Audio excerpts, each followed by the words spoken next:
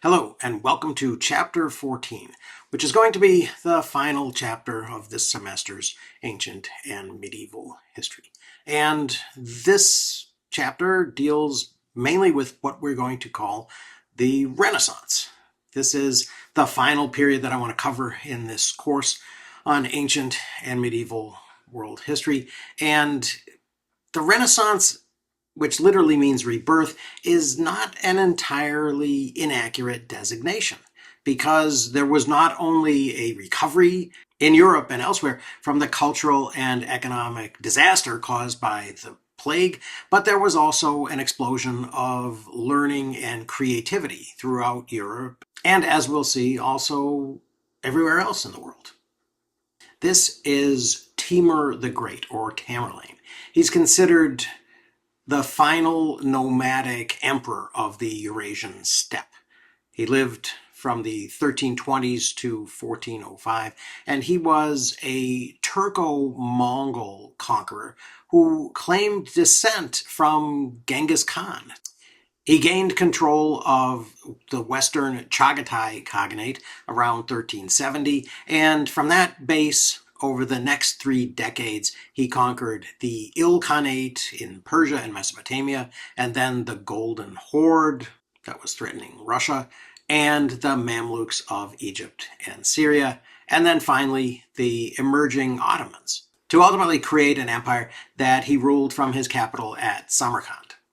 At the end of the 1390s, Timur turned his attention to the Delhi Sultanate of India, which Genghis had never managed to fully conquer. Timur claimed to be both a Mongol in the tradition of the Great Khan and also the Sword of Islam. Temur means iron in the Chagatai language, not unlike Genghis's name, Temujin. He was a brilliant strategist and a tactician who was never, ever defeated in battle, and he was also a great patron of poets and scholars. But he's also remembered as one of the most brutal generals in history. When Timur crossed the Indus River with about 100,000 troops in 1398, he sacked the first city he reached, Tulamba, and massacred all of its inhabitants. And then as he advanced on Delhi, each of the cities he reached along the way surrendered without a fight. When Timur reached the capital, he found that the defenders of Delhi had armored elephants. But he was able to panic them by driving camels toward them and then setting the camels on fire. And then when the defenders were finally defeated, Timur executed over 100,000 prisoners, partly, he said, to prevent a rebellion. After gaining control of the fabled wealth of the Delhi sultans, Timur stripped the city of not only its gold and jewels, but also of its architects and masons and other artisans, whom he took back to Samarkand to build monuments. The Delhi region languished for a century and fragmented into a number of small kingdoms over that century, until Babur, who was actually a descendant of Timur, established the Mughal Empire in 1526. Next, Timur had planned to invade Ming China. He pulled together an alliance of all of the eastern Mongol tribes that he controlled, but he became ill along the way, and he died before he reached the Chinese border. The 2 heirs that Timur had designated, his son and his grandson, had both died before him, so the throne went to a younger grandson who called off the invasion. In China, the Emperor Hongwu had died in 1398, while Timur was marching on Delhi. Hongwu had believed in strict primogeniture, that is, inheritance by only the first son. But his first son and heir had died unexpectedly at the age of 37. And rather than name one of his other sons, Hongwu had then designated that chosen heir's first son, who was only 16 at the time. 4 years later, when the by then 20-year-old grandson inherited the throne, one of his uncles took it away from him. Zhu Di was Hongwu's 4th son and had been stationed to the north at Dadu, where he gained a lot of experience battling the Mongols, who were still threatening the northern border. He controlled over 100,000 troops who were extremely loyal to him personally. So when the young emperor's Confucian advisors convinced him to start purging his uncles to eliminate the threat to his throne, Zhu Di launched a preemptive rebellion before they could get around to him. Claiming that he was clearing the royal court of evil ministers, Zhu Di gained the support of eunuchs, who had always been rivals of the scholar gentry. Zhu Di marched his troops down to Nanjing and burned the imperial palace. It's unclear whether his nephew was killed at that time or was allowed to flee to a Buddhist monastery. In 1402, Zhu Di declared himself emperor and took the name Yongle, which means perpetual happiness, and actually began a big cover-up and a revision of history to destroy all of the records of his nephew's brief reign, and to try to claim that his father had always been secretly hoping that Zhu Di would gain the throne. As emperor, Yongle promoted those eunuchs who had been his allies, and sometimes had even been spies for him at his predecessor's court.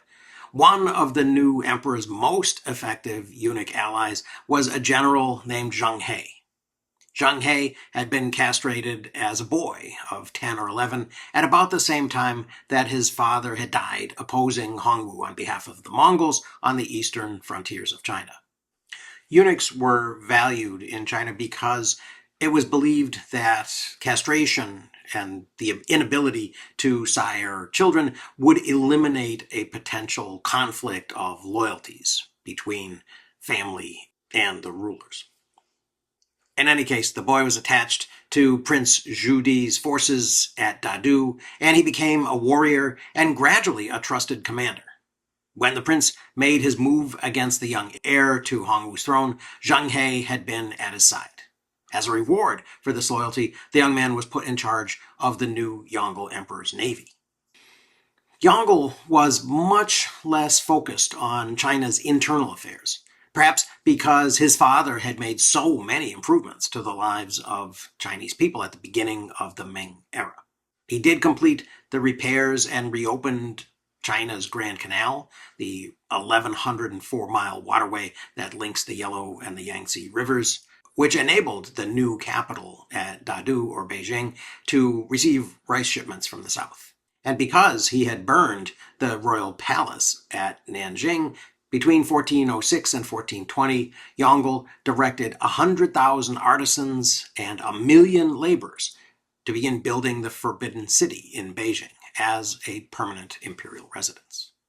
Yongle was also very interested in resuming China's contact with the outside world, which had been de-emphasized during his father's reign.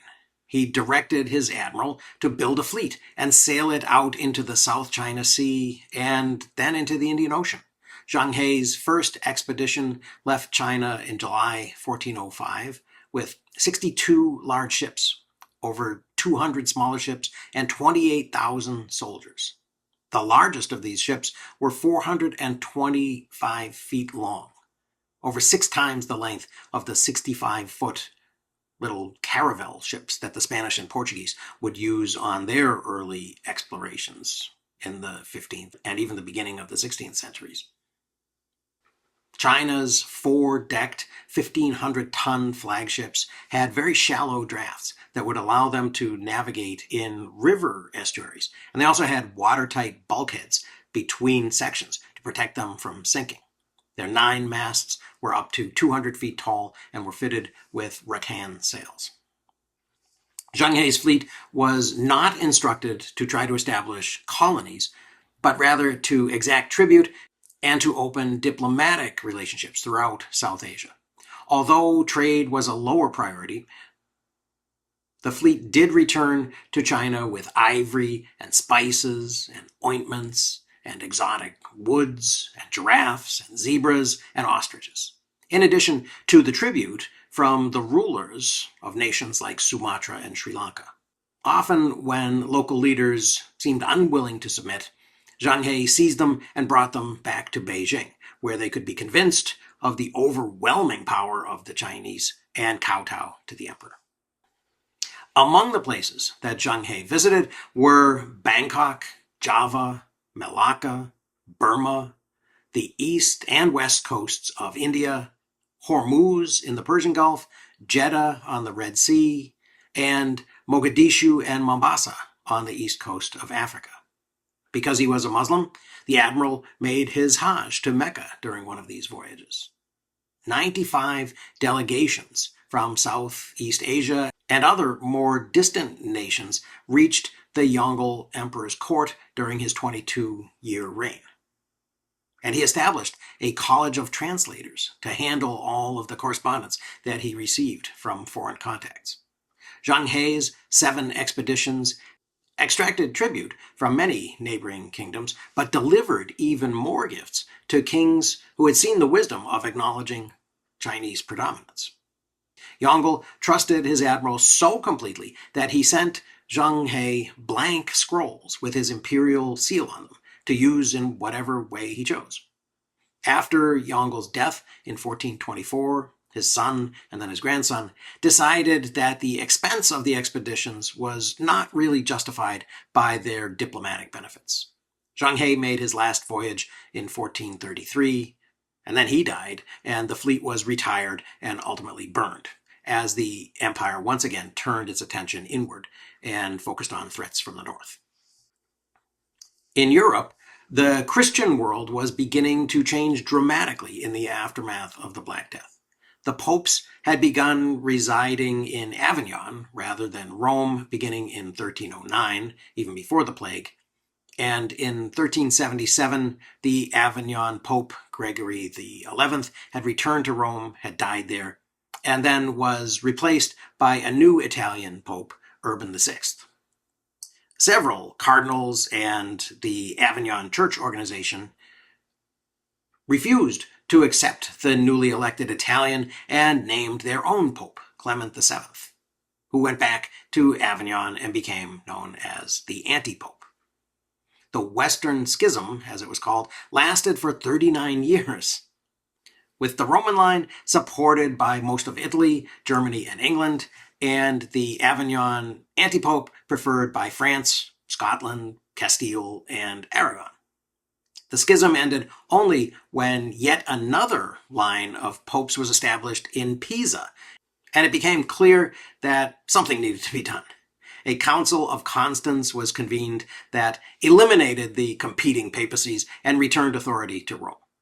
Another problem was resolved at Constance with the execution of the popular Czech priest Jan Hus, who had come to the council with a list of proposed reforms for the church. Hus was promised safe conduct to the council by the Holy Roman Emperor, but he was almost immediately arrested. And then, after being held in prison for several months, he was tried for heresy and burned at the stake in July 1415. Also, in 1415, the Portuguese captured the Muslim city of Ceuta on the African side of the Straits of Gibraltar. This crusade against the Muslim port was authorized by Pope John the 23rd. That was actually the Pisan Pope, who had earlier in his life also been a pirate. And it was led by the Portuguese king, João I, along with his 3 sons. The youngest of these sons, who became known as Henry the Navigator, continued pursuing Portugal's main goal of finding a sea route to the riches of Asia and the Spice Islands that would bypass the Muslim middlemen in the Silk Road markets like Baghdad and Cairo. The Reconquista continued for the Spanish in Iberia, who still had the Emirate of Cordoba to deal with to their south, but this dramatic conquest of Ceuta by a fleet of over 200 ships and 20,000 fighting men began a period of Portuguese domination of the Atlantic coast of Africa, though they never really expanded into the western Mediterranean, which was controlled by Genoa and Venice and Aragon and Granada and Muslim North Africa. The Portuguese did begin moving steadily down the western Atlantic coast of Africa and taking control of archipelagos along its coast. In 1419, the uninhabited islands of Madeira were settled, followed by the Azores in 1427. By the 1430s, the Portuguese had passed Cape Bojador, which had once been a frightening endpoint of the known world, and had reached the Rio de Oro, the River of Gold, in the Western Sahara. Annual trips were sponsored by Prince Henry, and in 1444, the first European trading factory was established on the island of Arguim, which is now in Mauritania, establishing a permanent market for gold and slaves. In 1456, the Portuguese discovered and settled the Cape Verde Islands, and in the next 3 decades after Henry's death in 1460, they would continue southward, capturing Portuguese Guinea in 1462 and arriving at the Gold Coast, or Ghana, in the early 1470s. Sao Tome and Principe were discovered in 1470 and 1471. By 1482, they'd begun building the first European trading post south of the Sahara, Elmina Castle, and Diogo Cao had reached the Congo River.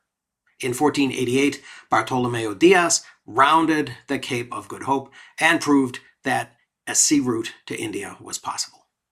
While the Portuguese were expanding down the African coast, trading for gold and hoping to find a route to Asia, they were also building a commercial empire on what was called the white gold, sugar. The cane was introduced from Sicily to Madeira by Prince Henry himself in the early 1430s. By the mid-1450s, sugar had become the island's main export. And from the late 1450s, African slaves were imported in large numbers, first from Arguim and the Guinea coast, and later from the Congo region. The plantation models developed by the Portuguese on the African islands would be emulated by the Spanish on other archipelagos like the Canaries in the early 16th century, and then, of course, exported across the Atlantic to the Caribbean and Brazil in the modern era. And across the Atlantic, near those islands that would become the 16th century homes of sugar and slavery, the Mexica were the last of 7 Nahuatl-speaking tribes to enter the Valley of Mexico. After wandering for generations, or according to their legends, even for centuries, from an origin in a northern homeland vaguely remembered as Aztlan in their legends, hence the name Aztecs, about the year 1325, the tribe began settling on a muddy island in Lake Texcoco. Like the origin story of Venice in Europe, these refugees turned an unwanted but defensible island into a rich and powerful city-state. They reclaimed land using a farming technique called chinampas and built 3 causeways connecting the expanding island on the north, the south, and the west.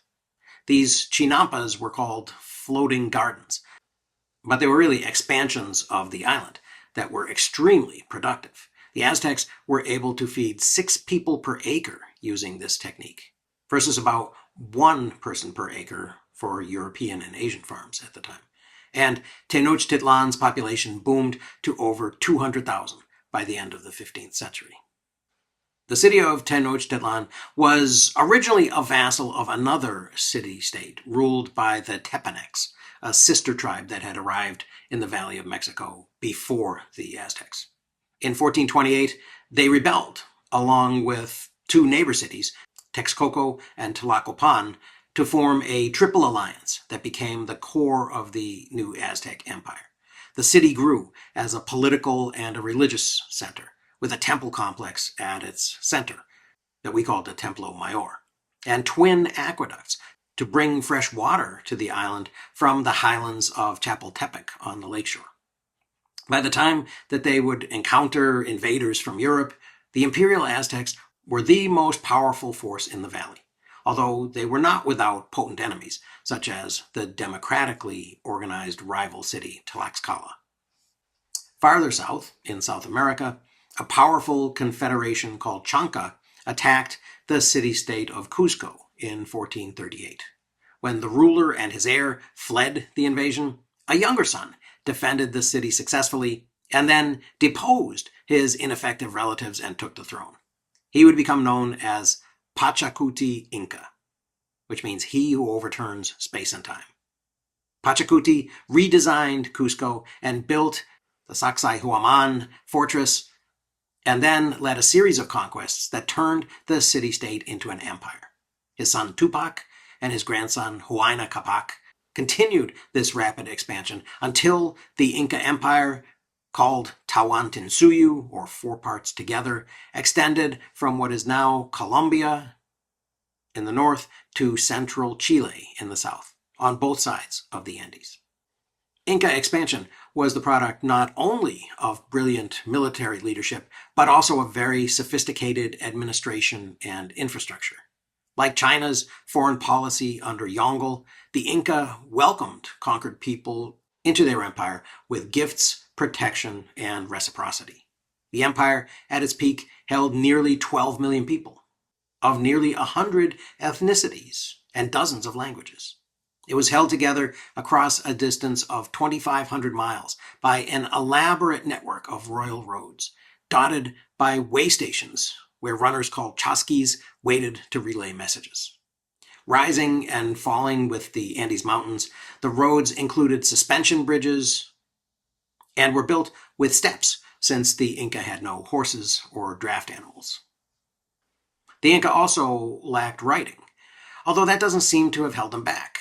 They used the knotted strings called quipus that we discussed a long time ago in the earliest chapters, that recorded both numerical information like census and tax and military and astronomical calculations, and also, very probably, some type of narrative or historical information. We don't really understand exactly how this worked because researchers are only now beginning to decode the quipus. But it was probably some combination of a symbolic quipu language and a mnemonic technique that might have been triggered by the combinations of knots. We're not sure because after the Spanish conquest, the Catholic Church declared quipus idolatrous and burned nearly the entire Incan library. But we're not to the Spanish conquest yet. So let's stick with libraries and return to Europe and see how we got to the place where Europeans were capable of invading other continents across the sea. While Pachacuti was beginning to build this Incan empire, a German goldsmith named Johannes Gutenberg was developing a system for mass-producing type that could be moved about to create printed pages. Building on Chinese woodblock printing in the 1430s through the 1440s, Gutenberg began experimenting and casting individual letters out of lead and then arranging them in a hand mold. He also developed an oil-based ink that transferred cleanly to paper and a screw press that he adapted from olive oil and wine presses that applied even pressure to the page. By 1455, Gutenberg was able to pull all of these elements together and printed his most famous product, a Bible that was so perfect that its readers couldn't tell whether it had been hand-lettered or had been printed. Gutenberg produced 180 copies of this Bible and set off a revolution in Europe. In the 50 years after this breakthrough, more than 20 million books were printed throughout Europe. And they had content to print. At about the same time that Gutenberg was printing his Bible, a wave of Christian refugees were fleeing Constantinople, which had been conquered by the Muslims in 1453. The Ottoman Turks had been surrounding and besieging the city off and on for decades, but a new young sultan, Mehmed II, took command in 1451.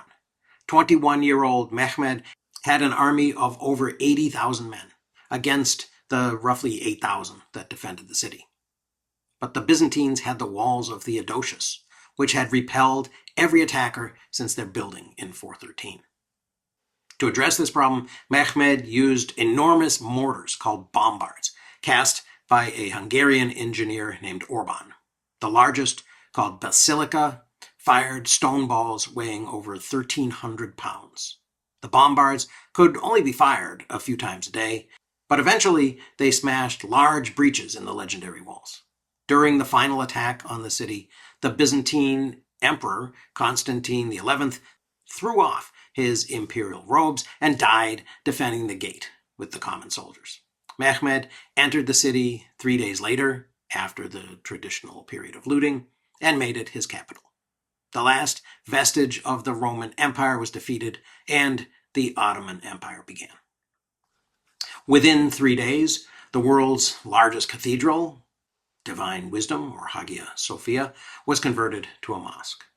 The city, incidentally, would still be called Constantinople until the 20th century, when it was renamed Istanbul.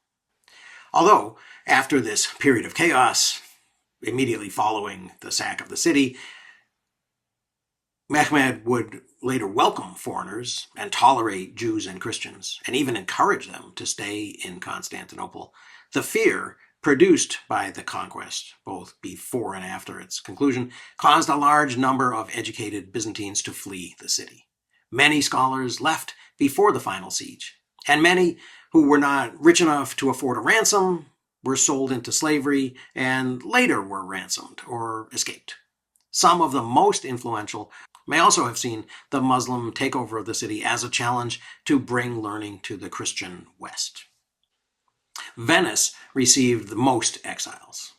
Cardinal Bessarion arrived in the 1440s with his huge library of over 1,000 manuscripts, which became the core of Venice's library. He was followed by many other scholars, including Zacharias Kaliargis, who set up the first Greek printing press in Venice. Florence, ruled by the Medici family, also deliberately recruited Greek scholars. Cosimo de' Medici opened another library of San Marco in Florence in 1444, and the Roman popes hired Greek exiles as scribes and translators and professors. And then Pope Nicholas V founded the Vatican Library. Greek texts and translations spread throughout the Mediterranean world. Crete, which was at the time controlled by Venice, remained Greek-speaking and Orthodox, and became an important intellectual bridge, or stopping point. Cardinal Bessarion sent manuscripts and scholars to Spain. French kings invited scholars, and Greek was taught at the University of Paris beginning in the 1450s. Smaller numbers of scholars even reached England, Germany, and the Holy Roman Empire, as well as growing numbers of books. This diaspora from Constantinople provided European scholars with the original Greek texts of Plato, Aristotle, the Greek New Testament, the writings of the Church Fathers, Greek mathematics, medicine, such as Galen and Hippocrates, and Byzantine histories that had been almost unknown or available only in Latin translations before 1453. And all these texts were either freshly translated or distributed in Greek in printed books. And for people who couldn't afford all these new books, the new availability of inexpensive paper spurred an explosion of notebooks called zibaldoni, in which regular people could write down the excerpts from books they had read, or things they had heard, or discoveries they had made themselves. Even if they couldn't afford a multi-volume set of Dante's works, for example, which had been written a century earlier and copied into hundreds of manuscripts before the age of print, making them the biggest bestseller of the manuscript era. So even if they couldn't afford published copies, people could write out the passages that had been the most memorable and meaningful to them in their zibaldoni. And this really spread the influence of these new ideas reaching Europe far beyond the elite class that could sponsor scholars or establish their own libraries. This explosion of new knowledge and ideas into Europe sparked what we call the Renaissance, which, as I said, literally means rebirth. The infusion of so much new material also kind of began to democratize knowledge a bit.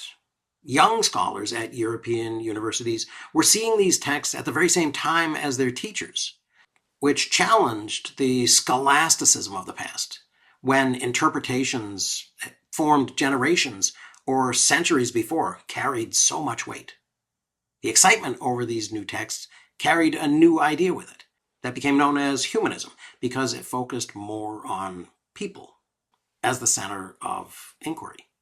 A curriculum of grammar, rhetoric, poetry, history, and moral philosophy could now be taught from original Greek and Latin sources instead of medieval commentaries.